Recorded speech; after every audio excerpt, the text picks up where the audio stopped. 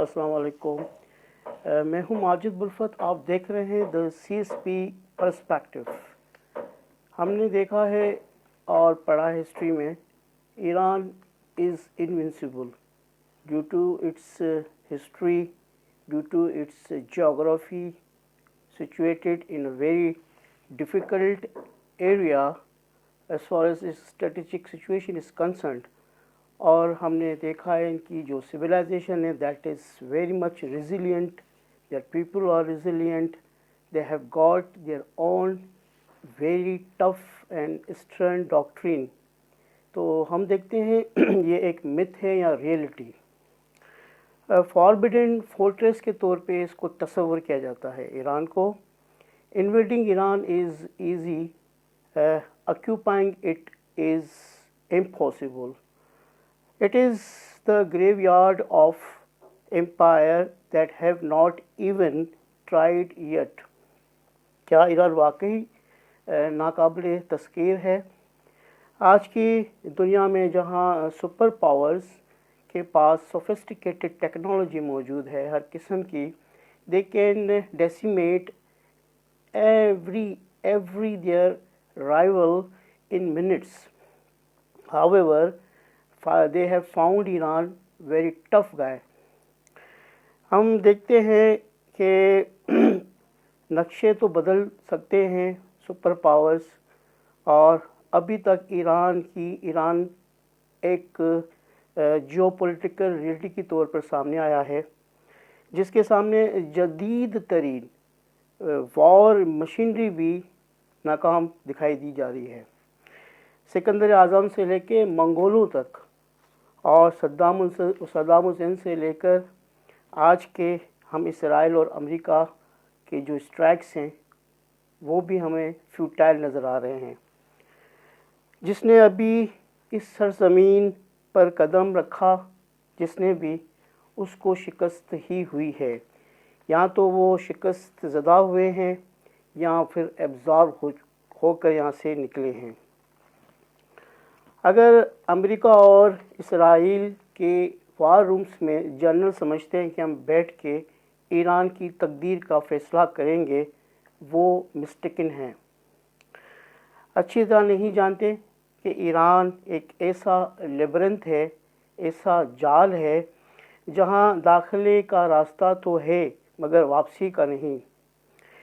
Steve are ward ने अपनी book immortal में ये लिखा है, Iran's military culture has ability to absorb massive blows and adapt using its lot of geography and national identity as a fortress. हम देखते हैं अब the soul of resistance, history, culture and of course its identity. Iran की असल हकीकत इसके असले खाने में नहीं बल्कि इसकी सिविलाइजेशनल आइडेंटिटी में है। Now let's see continuous civilization. Iran दुनिया के चंद अक़वाम में से है जिनकी आइडेंटिटी हज़ारों थाउजेंड ईयर्स पुरानी है और इट स्टिल मेंटेन्ड है। जब यूनान, रोम, मिस्र की कदीम तहज़ीबें मिट गईं, ईरान अपनी ज़बान, सकाफ़त मतलब पर्शियन कल्चर के साथ इंटैक्ट रहा है। ये एहसास ईरानियों को एक ऐसी साइकोलॉजिकल शील्ड प्रोवाइड करता है जो किसी भी बैरूनी ताकत को कबूल नहीं करने देता।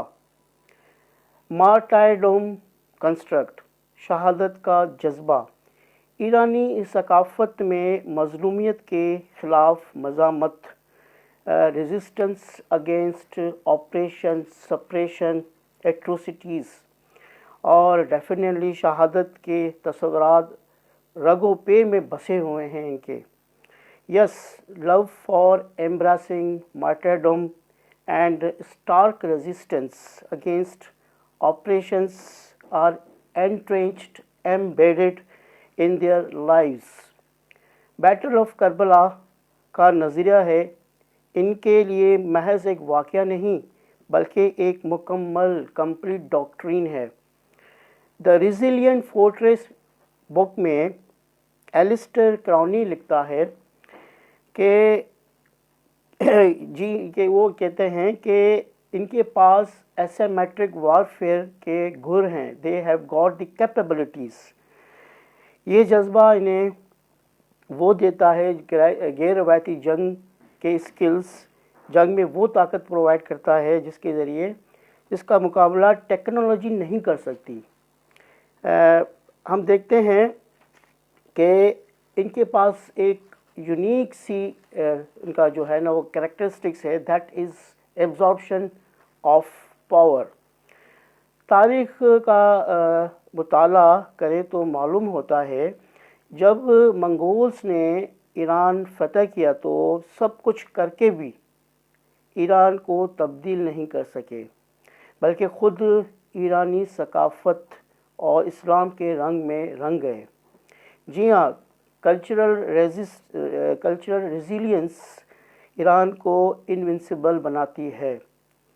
Iran empire of the mind ایک اور بک ہے، اس کا نام ہے Iran empire of the mind. اس بک میں مائیکل ایکس ورتھی لکھتا ہے کہ Iran is not just a country but a civilization that has survived numerous conquests by Persianizing its invaders۔ اس کا مطلب ہے جب بھی کوئی حملہ آور یہاں آیا وہ پرشنائز ہو کے یہاں تو یہاں پہ ہی بس گئے، یہاں سے پھر پرشنائز ہو کے وہ اپنے ساتھ وہ کلچر لے کے آگے گئے۔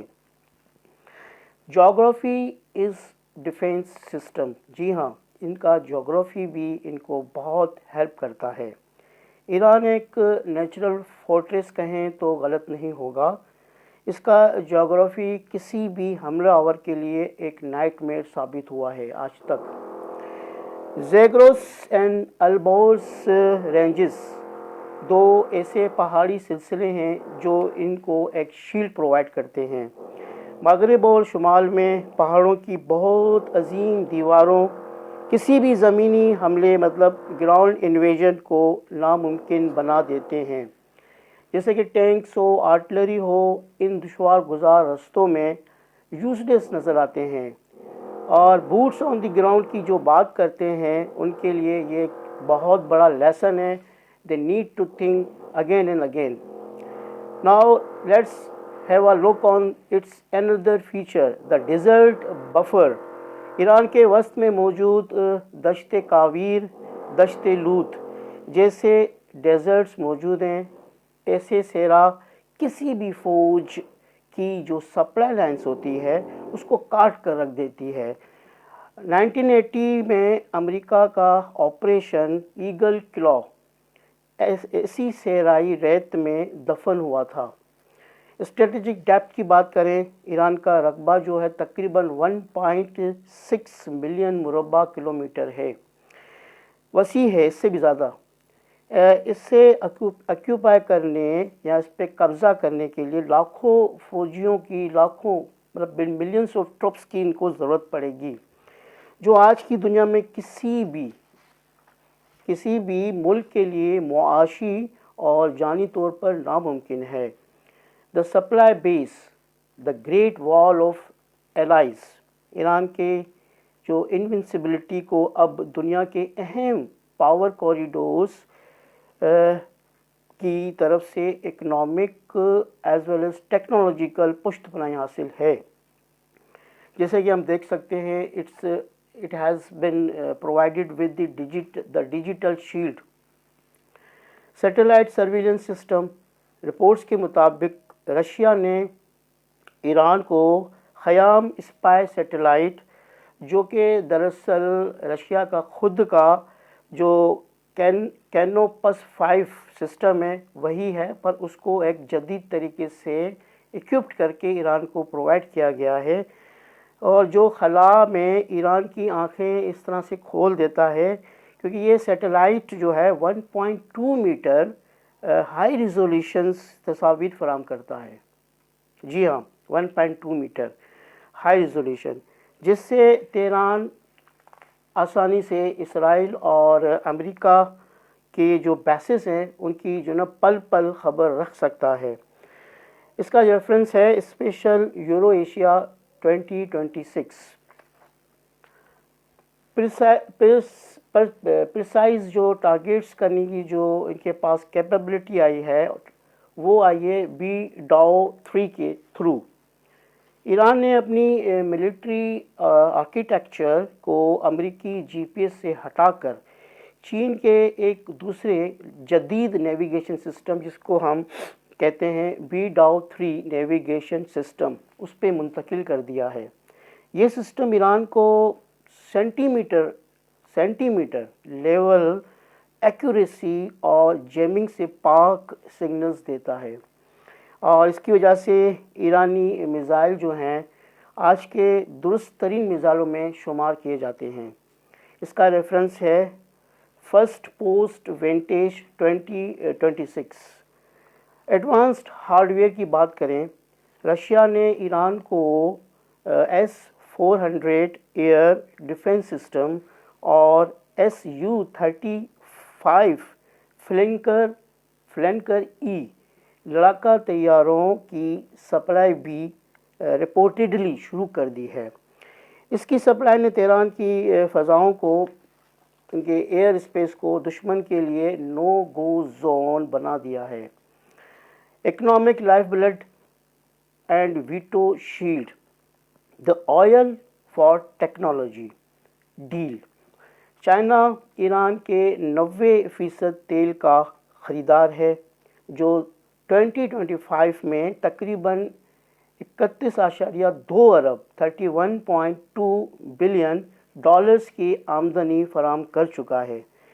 یہ جو فائنینشیل آکسیجن ہے یہ بہت امپورٹنٹ ہوتا ہے کسی بھی ایسی کنٹری جن کے اوپر بہت ساری سینکشنز ہوں، وہ بھی ڈیکیڈز سے لگی ہوئی ہوں. اب ہم دیکھتے ہیں کہ اس کا فائدہ یہ ہوا اس سارے ٹریڈ کا کہ وہ جو سینکشنز تھی ایران کے اوپر وہ ڈائلیوٹ ہو گئی. اس کا ریفرنس ہے USCC فیکٹ شیٹ 2026. اب آتے ہیں UNSC United nation security council protection. اقوام متحدہ کی جو سلامتی کونسل ہے UNSC میں رشیا اور چائنا کا ویٹو پاور ایران کو کسی بھی مخالف ریزولوشن سے محفوظ رکھتا ہے. جب بھی ایران کے خلاف کسی بھی قسم کی مہم جوئی ہوتی ہے اور ریزولوشن پٹ اپ ہوتی ہے، چاہے وہ ایران کے اگینسٹ کسی نے بھی پٹ اپ کی ہو، ٹیبل کی ہو، تو اس کو ویٹو کر دیا جاتا ہے. P5 کے پاس یہ پاور ہوتے ہیں. Russia and China both are the members of P5. Pakistan pivotal role, اور اس میں ہم پاکستان کی بات ابھی کرتے چلیں کہ پاکستان نے بہت کرٹیکل اور میں تھنک پیوٹل رول اس لیے پلے کیا ہے کہ دونوں آرچ جو رائیولس ہیں، انیمیز ہیں، تو ایک ٹیبل پہ لانا بڑی بات تھی اور کوئی بھی اس کے لیے سامنے نہیں آ رہا تھا. پاکستان نے کر دکھایا. پاکستان نے راؤنڈ 1 کرایا، راؤنڈ 2 کی بھی تیاری کر رہے ہیں. پاکستان نے اس وقت بھی اپنا رول پلے کیا جب وار واز امییننٹ، اور سیز فائر بھی کروائی، اس کے بعد سیز فائر ایکسٹینشن بھی کروائی ہے. اب بھی ایفرٹس لیے جا رہے ہیں ٹائرلیسلی. تو بہت جلد راؤنڈ 2 بھی اس سسٹم میں ہمیں نظر آئے گا، اور that would lead to the peace talks agreement. Diplomatic bridge کا کام تو پاکستان نے کیا ہی کیا ہے. شٹل ڈپلومیسی بھی کی ہے، ریجنل الائنسز سے بھی بات کی ہے.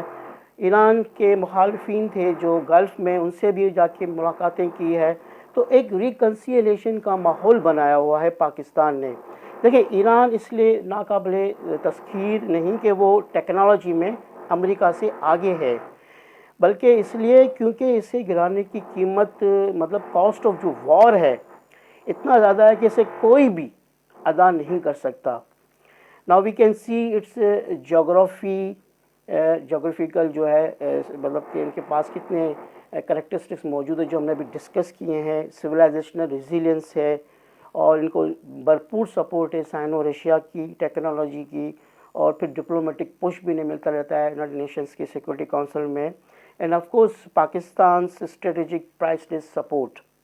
ऐसा लगता है कि ईरान एक किला है जिसकी चाबियां सिर्फ ईरान के पास नहीं बल्कि इसके इत्तेहादियों के पास भी उसके लिवरेज मौजूद है। क्या हम एक और आलमी जंग को अफोर्ड कर सकते हैं? कतई नहीं। आखिर में मैं एलिस्टर क्राउनी के इन अल्फाजों जो इसने द रेजिलिएंट फोर्ट्रेस में लिखे हैं उसके साथ कंक्लूड करता हूँ। Iran's invincibility lies in its adaptation. It has transformed from a sanctioned state into a drawn superpower, providing and proving that isolation can be the mother of military innovation. Please comment ज़रूर कीजिए, like कीजिए, share कीजिए. Don't forget to subscribe. Thank you very much.